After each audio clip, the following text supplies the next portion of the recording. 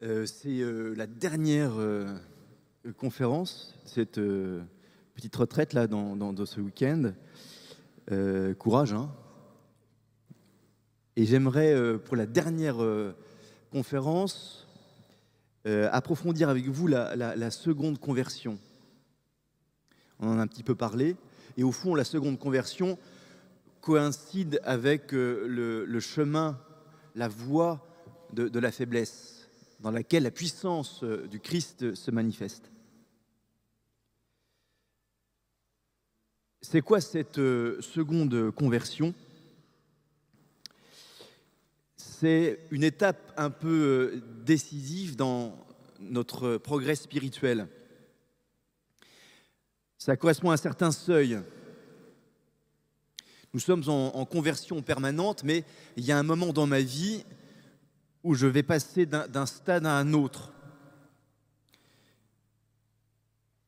C'est un peu comme, vous savez, la croissance biologique. Le blé, la croissance du blé, c'est pas comme ça. C'est par palier. On monte un palier, il y a une stagnation, puis un deuxième palier, une stagnation, un troisième palier, et ainsi de suite. Et dans notre vie spirituelle, qui est une vie analogue à la vie végétale ou animale, il y a comme ça des seuils qu'on passe. Alors, il y a plein de conversions, mais il y a des conversions plus symptomatiques. C'est celle que les disciples ont vécue, je le disais, je crois hier, quand ils sont en train de se poser la question qui est le plus grand. Et Jésus leur dit, si vous ne vous convertissez pas, les disciples s'étaient déjà convertis, mais ils doivent passer un seuil. Et c'est le moment de l'épreuve de notre faiblesse. Dans le dialogue des Carmélites, Blanche de la force, en fait Blanche de la faiblesse, parce qu'elle est terrorisée à l'idée de mourir martyr. Le dialogue des Carmélites est fait allusion à un épisode tragique sous la Révolution française où tout un Carmel va passer à l'échafaud. Et Blanche de la force dit à sa prière j'ai malgré tout la joie de sentir que Dieu va m'éprouver dans ma force. Et la prieure lui répond non, il va vous éprouver dans votre faiblesse. C'est le temps de l'épreuve, de la seconde conversion qui nous achemine à vivre de notre faiblesse, comme le moyen d'aller plus loin à la rencontre de Dieu et de son dessein d'amour sur nous.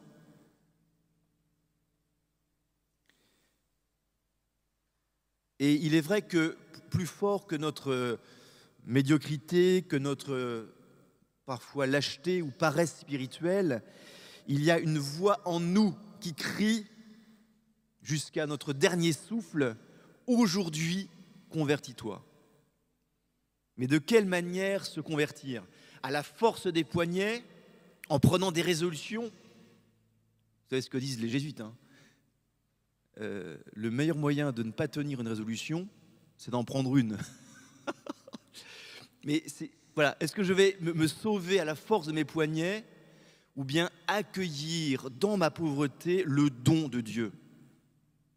Il ne s'agit pas de ne rien faire, parce que se laisser faire, c'est faire beaucoup, mais d'accueillir d'abord la grâce de Jésus. Et l'expérience du Père Vessière, dans la seconde conversion qu'il vit en 1903 à la Sainte-Baume, quand il accepte sa solitude, quand il refuse d'aller se divertir en lisant les journaux en bas à l'hôtellerie, il reste sur la montagne avec Dieu, il expérimente cette action puissante de la grâce qu'il accueille comme un mendiant. Alors ensuite, on retrousse ses manches et on coopère avec Dieu. Celui qui t'a créé sans toi ne te sauvera pas sans toi.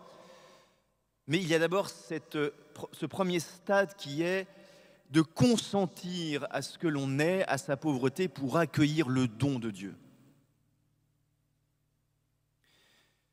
Et les disciples de l'Évangile, d'abord les 12, mais Zachée, Marie-Madeleine, tous les pauvres de l'Évangile vivent cette seconde conversion. Essayons donc ensemble d'approfondir cette seconde conversion. C'est finalement une déclinaison de l'enfance évangélique. Elle est affaire de simplicité, de confiance, d'abandon, à la manière d'un enfant. C'est le don retrouvé d'une enfance perdue souvent. Quand on est enfant, on est toujours prêt à aimer. Il y a une confiance spontanée. Et puis on grandit, on devient adulte, on prend des coups à droite, à gauche, on est déçu dans l'ordre de l'amitié, de l'amour, et on va protéger son cœur. On va élaborer des stratégies de défense. Je ne veux pas souffrir, donc je vais moins aimer, moins faire confiance. Et on perd, oui, ce don de l'enfance primitive. Et ce n'est pas un hasard si Jésus, justement, compare la seconde conversion à l'enfance évangélique. Retrouvons, mes amis, cet enfant parfois perdu dans les méandres d'une vie qui nous a profondément déçus ou blessés. Ce que fait le petit pâtre de temps en temps, le petit berger, l'enfant qui garde les moutons, et par un mouvement de son cœur, nous devons le faire jour et nuit, dit encore la prieure de Blanche de la Force. Non point que nous espérions prier mieux que cet enfant dans la montagne, au contraire, cette simplicité de l'âme, ce tendre abandon à la majesté divine qui est chez lui une inspiration, une grâce. Nous, religieuses, nous consacrons notre vie à l'acquérir ou à le retrouver si nous l'avons connu, et nous l'avons souvent connu dans notre enfance. Même si c'est un don de l'enfance qui, le plus souvent, ne survit pas à l'enfance. Mais une fois sorti de l'enfance, il faut très longtemps souffrir pour y rentrer. Comme tout au bout de la nuit, on retrouve une autre aurore. Et à la veille de son martyre, la prieure se dit à elle-même, en présence de Blanche, de la force ou de la faiblesse, « Suis-je redevenu enfant ?» C'est pourtant la condition pour entrer dans le royaume des cieux. Alors, cette seconde conversion, ce n'est pas quelque chose qui facilite la conversion, mais c'est la conversion elle-même qui s'approfondit. Retrouver avec Dieu un lien filial, fait de confiance et d'abandon. Mon Père, je m'abandonne à toi, fais de moi ce qu'il te plaira. Cette seconde nature spirituelle fait de nous les petits-enfants du bon Dieu. Et on la retrouve souvent, cette simplicité de l'enfance spirituelle, chez les plus pauvres d'entre nous. Ils sont mieux accordés à cet esprit évangélique en raison même de leur pauvreté, de leur faiblesse. On raconte cette histoire dans les milieux brestois qui a eu lieu dans les années 2000. Il y a une grande église au centre Brest qui s'appelle Saint-Louis. Et il y avait un clochard là qui venait souvent jouer du violon. Enfin, jouer du violon. Il touchait un peu les cordes et ça faisait des sons, quoi. Bon. Et il faisait la manche. Et au risque parfois de gêner un peu les paroissiens au début ou à la fin de la messe. Et puis un jour, il y a un policier qui est là, qui l'observe depuis un moment, qui s'impatiente. Et qui lui dit à la fin, gentiment, malgré tout, « Bon, Robert, ça suffit, maintenant, accompagne-moi. » Et la naïveté de Robert et son esprit d'enfance, plus ou moins évangélique, on va dire évangélique quand même, lui a fait répondre ça. « Je veux bien, mais que voulez-vous chanter ?» Et voilà, cette simplicité, cette enfance, cette espièglerie d'un pauvre dans la rue qui avait un cœur vraiment d'enfant. qui fait penser à cette enfance évangélique à laquelle on aspire. Et on rencontre cette simplicité chez les plus grands saints qui ont des cœurs d'enfants. On a un frère, nous, dans la province de Toulouse, qui est devenu archevêque en Martinique, David Macaire, qui a un cœur d'enfant comme ça. Il est toujours prêt à aimer, David. Dès qu'il arrive quelque part, ses bras s'ouvrent et on est pris dans le vaste sein de sa charité fraternelle, rieuse, bon enfant. Jean 23 est un peu comme ça. On l'appelait le bon pape à Rome. Sa photographie était chez tous les coiffeurs à Rome. On ne parlait que de lui parce qu'il était bon. Et de fait, un saint rend Dieu populaire par sa bonté, simple, naïve, franche, presque enfantine. Parce qu'on a tous en nous, non pas quelque chose de Tennessee, ou peut-être, mais quelque chose d'un enfant qu'on aimerait retrouver toute sa vie. D'ailleurs, à la fin d'une vie, une personne âgée s'entend admirablement bien avec un enfant. Il y a comme une complicité, une connivence d'une enfance à une autre. Naître, vivre et mourir comme un enfant. C'est l'idéal de l'évangile, qui n'est pas infantilisme. Au contraire, l'enfance évangélique, c'est la marque d'une maturité humaine et spirituelle hors du commun. Cet esprit d'enfance est tout à fait central, c'est la vie chrétienne aboutie. Remarquons comment Jésus renverse la hiérarchie des valeurs sociales. À son époque, c'est l'homme, la femme et l'enfant. Jésus opère un renversement évangélique, c'est l'enfant au sommet. Peut-être ensuite la femme à travers la figure de la Vierge Marie, l'Immaculée Conception, la Sainte, qui ne connaît pas le péché, et puis l'homme. L'enfance évangélique est une condition nécessaire pour achever son parcours chrétien. Et l'idée majeure, c'est celle qu'on a développée à travers nos réflexions sur la voie de la faiblesse. C'est l'idée que j'arrête de vouloir maîtriser ma vie, maîtriser ma sainteté, maîtriser ma vie ou maîtriser la vie des autres. Je remets tout entre les mains du Seigneur. Le Seigneur, d'ailleurs, souvent s'arrange pour nous remettre à notre place de disciples. Pour le père Vessière, ça a été justement son épreuve d'une maladie qui l'a terrassé et qui a été l'occasion pour lui d'une deuxième conversion qui explique ensuite tout son itinéraire spirituel. Parce que le père Vessière a été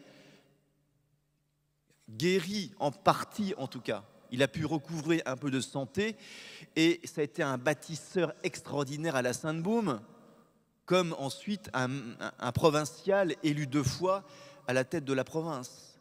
Ce frère bon à rien a régné sur toute la province de Toulouse à 2 reprises. Donc les frères qui disaient qu'il était bon à rien quelques années auparavant l'ont retrouvé comme leur supérieur et leur chef à 2 reprises. La puissance de Dieu à travers la faiblesse d'un homme qui a consenti à sa pauvreté, qui a accepté de devenir un enfant selon l'Évangile. L'enfance spirituelle, la voie de la faiblesse, évoque pour nous tous ces petits dans l'Évangile. Je le disais, Zachée est un petit, au sens physique du terme. Trop petit, il ne peut pas voir Jésus parce que la foule est un barrage. Donc il monte sur son sycomore pour voir Jésus. Bartimée, l'aveugle de naissance, aussi est un petit. Lévi lui-même est un petit assis à sa table de collecteur d'impôts. Jésus refuse de mépriser ces petits.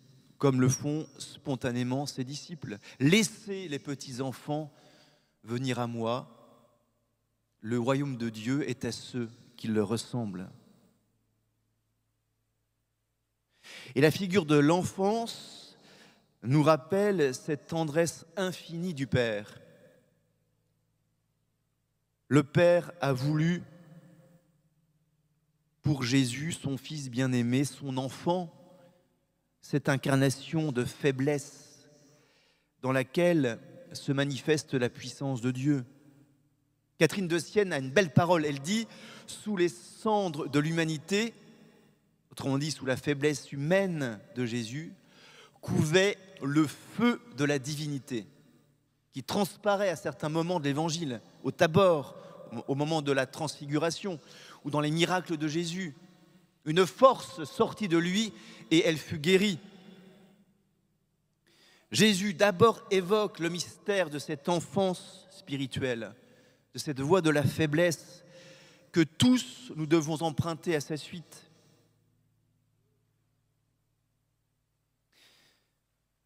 Toute conversion authentique nous entraîne sur le chemin de l'abaissement, de l'humilité vraie. Non pas d'humilité dont je m'affuble, regardez comme je suis humble, celle de celui qui est modeste et fier de l'être. L'humilité est un don de Dieu. Alors qu'il passe par l'humiliation, par la souffrance, par le dénuement. Mais la vraie humilité, le cœur du pauvre, est une pure grâce de l'Esprit Saint. À nous de nous disposer à la recevoir en sachant user de nos pauvretés. Et c'est bien tout le paradoxe de l'Évangile. Pour grandir, il faut diminuer.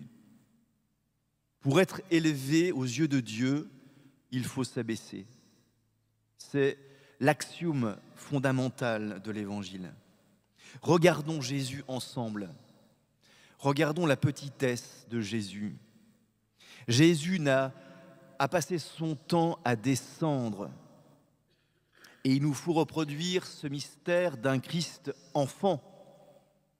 C'est comme ça que Dieu se manifeste la première fois dans l'histoire de l'humanité. C'est ce qu'appelle un moine l'invisible hiérarchie d'humilité de Dieu qui débute à Bethléem. Parce que c'est sous les traits d'un enfant que le Verbe de Dieu a commencé sa carrière à Bethléem. Le tout premier signe, c'est pas Cana. Le tout premier signe de la vie publique du Christ, c'est Bethléem. Jésus est le premier signe auquel les bergers reconnaissent le Sauveur. Et voici qu'un signe vous sera donné, un enfant emmailloté, couché dans une mangeoire. Le Dieu fait homme connaît à Bethléem cette pauvreté programmatique, prophétique de toute sa vie. Il n'en finit pas de descendre, de s'abaisser. Et dans son discours après la scène, Jésus appellera ses disciples à la veille de sa passion, à la veille de la fin de son histoire terrestre, mes petits-enfants, mes enfants, mes petits-enfants. Alors est-ce que chez les disciples, ce mot dans la bouche de Jésus dit leur conversion définitive? Enfin, ils sont devenus des petits-enfants devant leur maître très aimé. Oui, la seconde conversion nous appauvrit et c'est une immense grâce. Être petit. Être petit. Jésus lui-même a préféré toute sa vie les humbles moyens, ceux dont l'enfant dispose. Prenez l'exemple de la multiplication des pains. Souvenez-vous du miracle grandiose, 5000 hommes rassasiés, comparé à la provision ridicule du départ. Combien de poissons? 5 poissons. 5 pains plutôt, hein? Ouais. 5 pains, combien de poissons? 2. 2. Eh bien, dis donc, le niveau de catéchisme, hein. 5 pains et 2 poissons, c'est ridicule, ridicule. Et par qui les disciples obtiennent cette maigre pitance? Par un enfant. Et par un enfant, encore un enfant, au carrefour des évangiles. André, le frère de Simon-Pierre, lui dit: il y a ici un enfant, 5 pains, 2 poissons. Cela suffit pour que l'œuvre de Dieu se réalise. Allons voir un peu du côté des saints, comment les saints témoignent de leur expérience de cette voie de la faiblesse qui coïncide avec l'enfance évangélique. On peut dire que l'Écriture en parle de cette enfance évangélique, cette deuxième conversion, et que les saints la vivent. François de Sales explique que la musique notée est à la musique interprétée, ce que l'Évangile est à la vie des saints. Les saints mettent en musique la partition évangélique. On a toujours intérêt à aller voir comment les saints vivent l'Évangile. Et les saints osent faire le pas de cette deuxième conversion. Souvent, ils en parlent dans leurs œuvres spirituelles. Ils nous assurent de la possibilité pour chacun d'entre nous de vivre ce passage délicat de notre chemin vers Dieu et de la joie que cela procure. Thérèse d'Avila, qui elle-même a vécu cette deuxième conversion, elle était entrée au Carmel, mais à l'époque le Carmel était très mondain, elle passait sa vie au parloir à recevoir ses amis, et un jour elle sent en elle ce cri qui l'invite à la conversion. Et elle dit: il y a de nombreux chrétiens qui ont vraiment opté pour Dieu. Ils mènent une vie honnête, organisant sincèrement leur existence autour d'un certain nombre de valeurs humaines et chrétiennes. Ils pratiquent chaque dimanche et elle félicite ces chrétiens convaincus. Et ce n'est pas rien de venir déjà tous les dimanches à la messe et de vivre sa foi au quotidien. Vivement désireuse de ne pas offenser la majesté du Seigneur, ces personnes se gardent même des péchés véniels. Ils ont une délicatesse de conscience. Elles réservent des heures au recueillement, emploient bien leur temps, s'investissent dans la paroisse de Soliès-Pont, ça c'est moi qui rajoute, s'appliquent aux œuvres de charité. Un ordre harmonieux règne dans leur langage, leurs vêtements et le gouvernement de leur maison, si elles en ont. Et elle conclut, Thérèse d'Avila, toujours qui parle, la faveur que le Seigneur leur a faite de passer outre aux premières difficultés n'est pas mince, mais très grande. Mais cela ne suffit pas. Si vous ne vous convertissez pas à la manière des petits-enfants, vous n'entrerez pas dans le royaume des cieux. Et Thérèse d'Avila met le doigt sur le défaut fondamental de ces bons chrétiens. Aucune connotation péjorative dans la bouche de Thérèse d'Avila. Ceux-ci, explique-t-elle finalement, aiment beaucoup leur vie mise au service du Seigneur.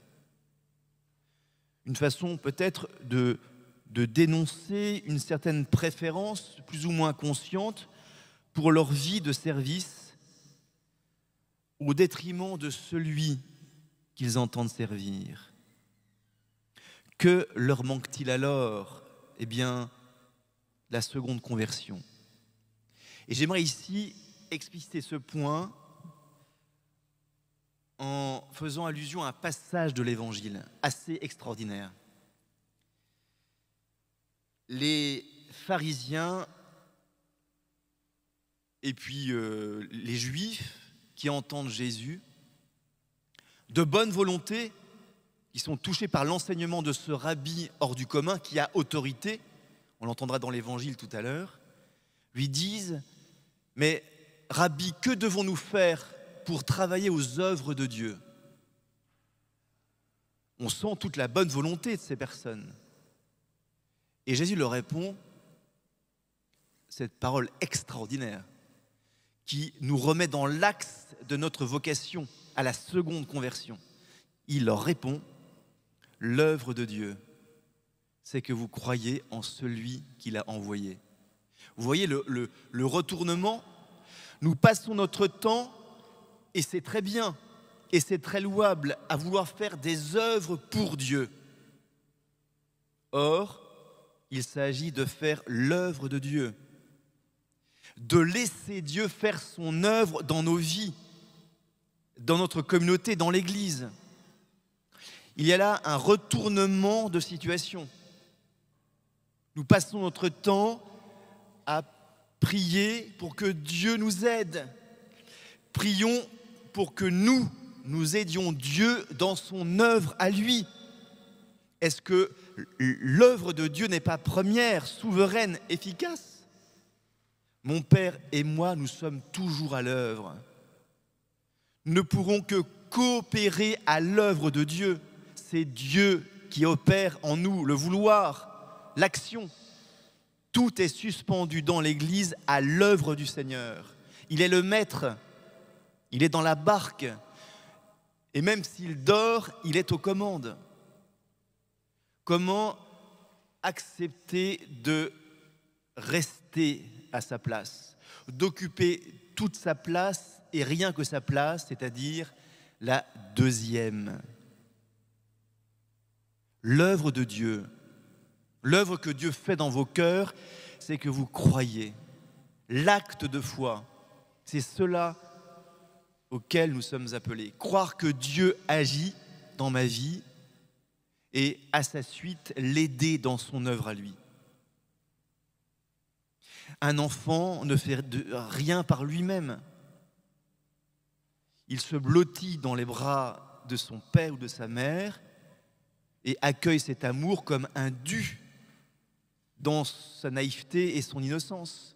Un peu comme on le voit ici, vous voyez. On a une parabole vivante de l'enfance évangélique.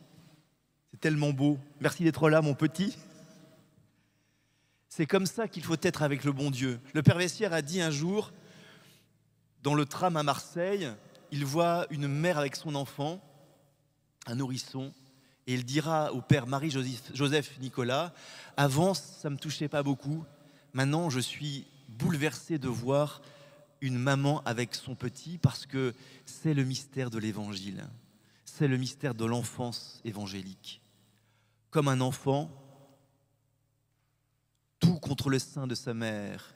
Ainsi, je tiens mon âme en paix et en silence. » C'est un psaume qui dit ça.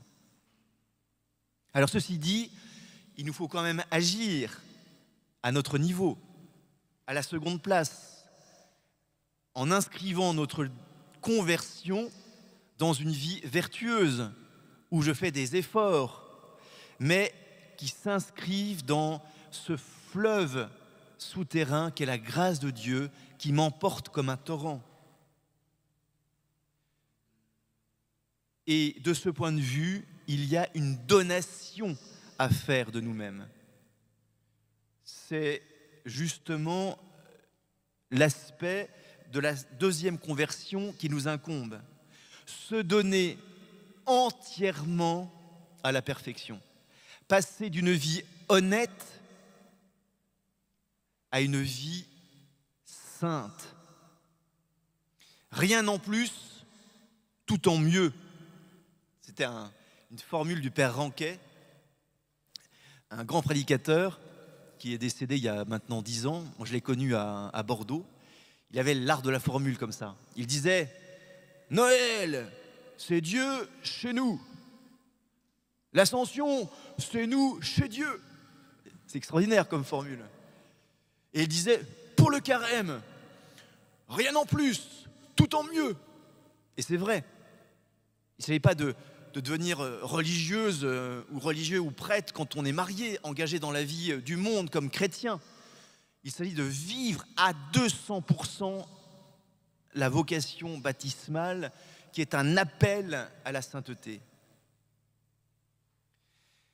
La seconde conversion, comme le remarque François Courel, ce n'est pas du bien au mieux, de la vie religieuse honnête à la perfection. Non, pardon, je dis n'importe quoi. Je vous le dis, non, l'inverse. Non, la seconde conversion, dit François Courel, pardon François, c'est le pas sur le chemin, le pas du bien au mieux, et non pas au plus, de la vie religieuse honnête à la perfection. Cette deuxième conversion, c'est une conversion au Christ et à la suite du Christ, mais sous la conduite de l'Esprit qui devient mon maître et mon Seigneur dans toute ma vie. Vous savez, souvent on dit à Jésus, tu peux venir jusque-là, mais ça, c'est mon précaré. Jusque-là, mais pas plus. Et il faudrait dire, mais Jésus, viens, prends tout l'espace en moi. Un journaliste a demandé un jour à Mère Teresa, quelle place faites-vous à Jésus dans votre vie? Question stupide, évidemment. Et elle a dit, toute la place, évidemment. Alors, question stupide, pas si stupide que ça. Car quand on sonde son cœur profond, est-ce que vraiment Jésus a pris toute la place? Est-ce que je lui ai signé un chèque en blanc? Ouais, Seigneur, tout ce que tu veux. Tout ce que tu veux déjà, je dis oui. Tout. Tout. Ça, c'est pas facile. La seconde conversion n'est donc pas le choix d'un état de vie différent, mais le don total et définitif à une vie déjà choisie. François de Sales, qui a beaucoup promu la sainteté chez les laïcs, dit ceci. Le Seigneur ne demande pas que vous changiez d'état de vie, que vous deveniez des nonnes pour les dames ou des prêtres pour les messieurs. Rassurez-vous, à Dieu ne plaise d'ailleurs pour l'avenir de la Sainte Église catholique. Point n'est besoin de rejoindre nos rangs de religieux pour vivre cette deuxième conversion. Mais il s'agit de ne rien refuser à Jésus, de vivre à Dieu en quelque sorte. Et il y a des gestes prophétiques dans nos vies qui signifient ce don total et renouvelé que l'on fait au Seigneur. Cela passe par un sacrifice, quelque chose de donné, d'immolé dans notre vie. Un objet, une personne, une relation d'amitié, quelque chose de concret qu'on dépose sur l'autel, comme un sacrifice d'Holocauste où toute la victime est consommée par le feu. De temps en temps, on sent, le Seigneur me fait sentir ça, il faudrait que je le donne. Et en donnant ça, je sens qu'il y a ce mystère d'une deuxième conversion qui va s'opérer dans ma vie.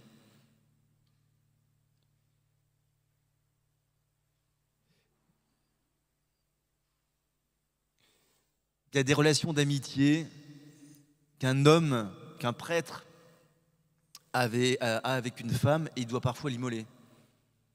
Parce que il n'y a pas d'autre solution. Parce que ça va nous emmener sur un chemin qui est une impasse.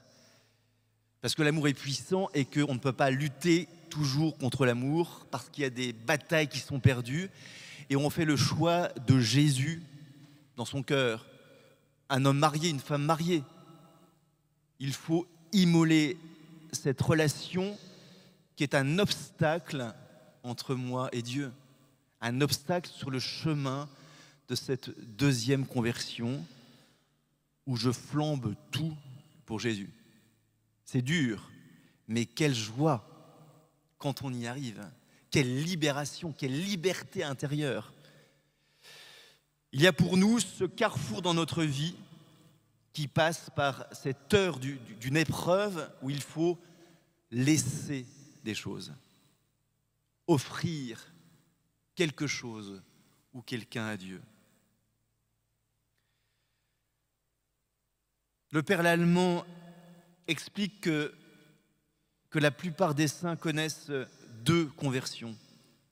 L'une par laquelle ils se dévouent au service de Dieu, l'autre par laquelle ils se donnent entièrement. Et cela s'accompagne d'une effusion de l'esprit, avec les dons de l'esprit, les fruits de l'esprit, joie, paix, patience, longanimité. Et cela se remarque toujours dans la vie d'une personne. Cette paix qui rayonne et qui fait du bien. Parfois, on étudie la vie des saints manqués, je veux dire des prêtres religieux, des fidèles, excellents, fervents, zélés, mais qui n'ont pas été des saints tout court. C'est quoi la différence? C'est pas que leur vie intérieure n'ait pas été profonde, qu'ils n'aient pas eu un sincère et vif amour de Dieu et des âmes, mais il leur a manqué une certaine plénitude dans le renoncement, il leur a manqué une certaine profondeur dans l'abnégation, dans l'oubli d'eux-mêmes. Aimer Dieu, louer Dieu, se dévouer, se fatiguer, se tuer même à son service, autant de choses qui attirent les âmes généreuses. Mais mourir totalement à soi, obscurément, dans le silence intime de l'âme, se déprendre, se laisser détacher à fond par la grâce de tout. Voilà l'holocauste secret devant lequel moi, je renonce encore, peut-être certains d'entre vous. Il s'agit de passer du statut de serviteur au statut d'ami. Ça, c'est une distinction qu'on retrouve chez les pères de l'Église, mais que reprendra Georgette Blaquière, grand témoin du renouveau charismatique. La première étape de la vie spirituelle est l'étape du serviteur, la nôtre. La première conversion, c'est de passer de l'esclave au serviteur fidèle, libre, choisi, appelé par le maître. Et on s'engage avec générosité, on suit son maître avec tout son amour. Le serviteur fidèle connaît son maître et le sert, mais il ne comprend pas toujours. Quand Jésus dit « Je ne vous appelle plus serviteur, mais ami », c'est pour faire passer à la seconde conversion. C'est seulement quand il ne vous reste absolument plus rien que vous pouvez vous appuyer sur ce qui est totalement gratuit. C'est quand on a tout perdu et qu'on ne peut plus qu'espérer pour être sauvé. Autrement dit, il y a un moment pour se donner, et c'est en général la jeunesse, et il y a un moment pour se livrer, c'est le moment de la maturité spirituelle. Jésus s'est livré. Alors, nous entrons dans cette communion profonde avec Jésus sur la croix. Nous apprenons les desseins de son cœur. Je ne vous appelle plus serviteur, mais ami.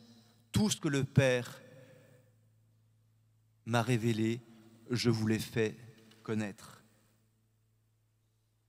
Et pour passer de cette première étape à la seconde, malheureusement ou heureusement, il faut faire l'expérience de sa misère, de sa pauvreté, de sa faiblesse, être confronté à notre incapacité à prier, à notre cœur de pierre, notre péché.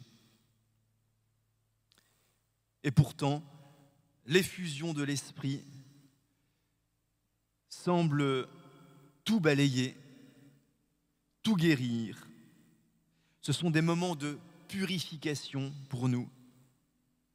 Et il nous faut nous laisser faire par ce chirurgien céleste qu'est le Saint-Esprit dans notre vie.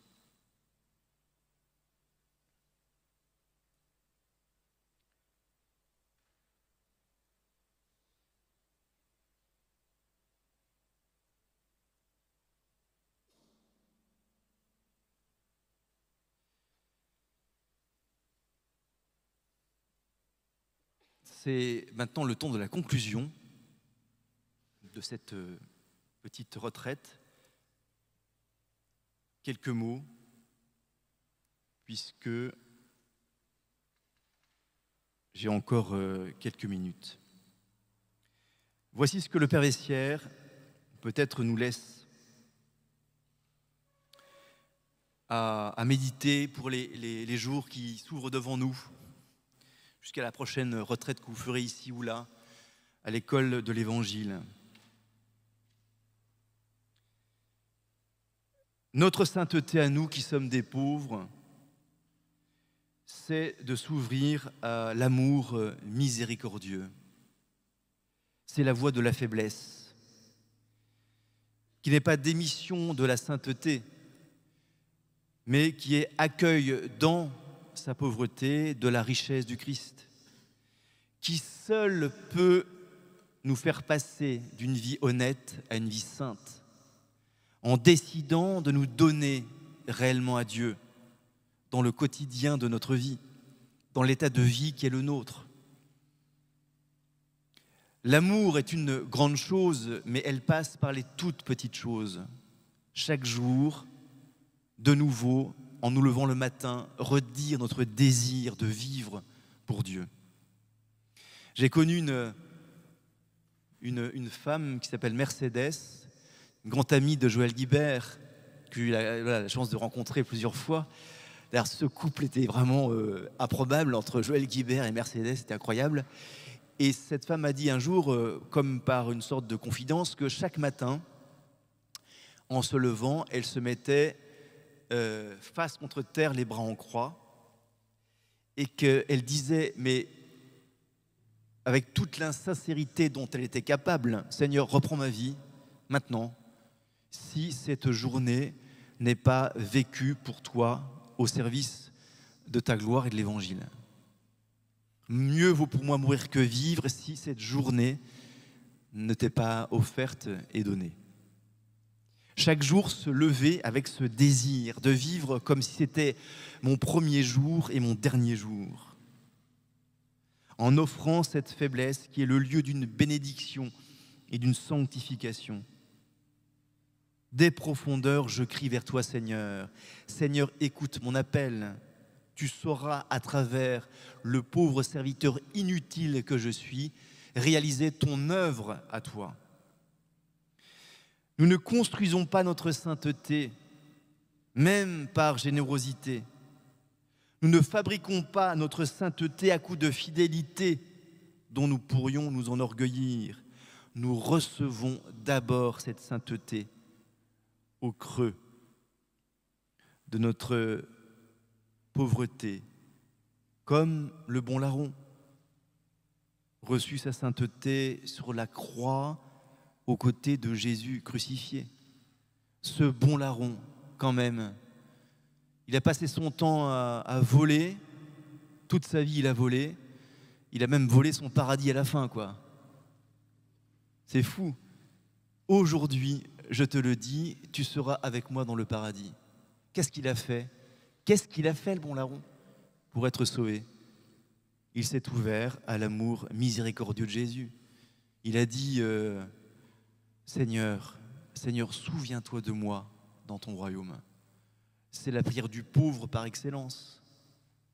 C'est notre prière à tous. Quand tous nos moyens humains sont déçus, quand j'ai reconnu que j'étais perdu, quand mes supérieurs ont constaté que j'étais un bon à rien, alors l'Immaculée a pris entre ses mains cet instrument qui n'était bon qu'à la casse. Qu'est-ce qui a dit ça? Hein? le père Marie-Maximilien Kolb. Et ouais, tous les saints passent par ça, par cette étape-là. Et la fécondité du père Kolb a commencé à se manifester quand il est tombé gravement malade. Et que ses confrères, comme le père Vessière, ont déclaré son inaptitude au travail. Quand il a été au bas de l'échelle, quand il a été rejeté, compté pour rien, quand tous ont désespéré de lui, quand il a été complètement dépouillé, alors Dieu s'est servi de lui. Un homme qui se trouve au plus bas, un homme qui n'est plus bon à rien, devient l'instrument le plus efficace. Parce que Dieu agit à travers la pauvreté et la faiblesse de cet homme.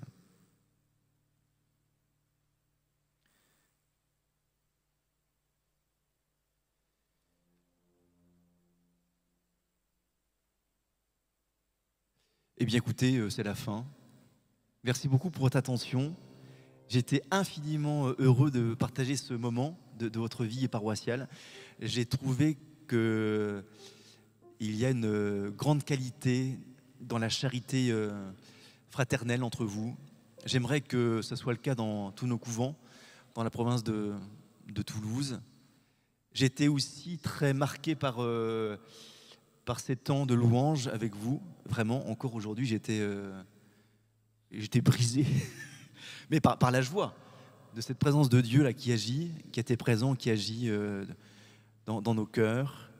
J'ai ramassé une moisson d'intentions de prière à travers les petites confidences que j'ai eues. Et je promets à chacun, vraiment, à qui j'ai promis ces jours-là derniers de prier, que je prierai à toutes vos intentions. Certains vivent un dénuement, un dépouillement très dur qui m'a profondément ému. Mais Jésus est là et la lumière finira par triompher de toutes ces nuits intérieures qui peuvent marquer certains d'entre vous.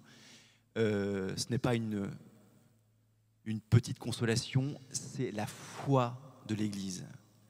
3 jours après, 3 nuits après, dans le tombeau, le Christ est ressuscité. Amen.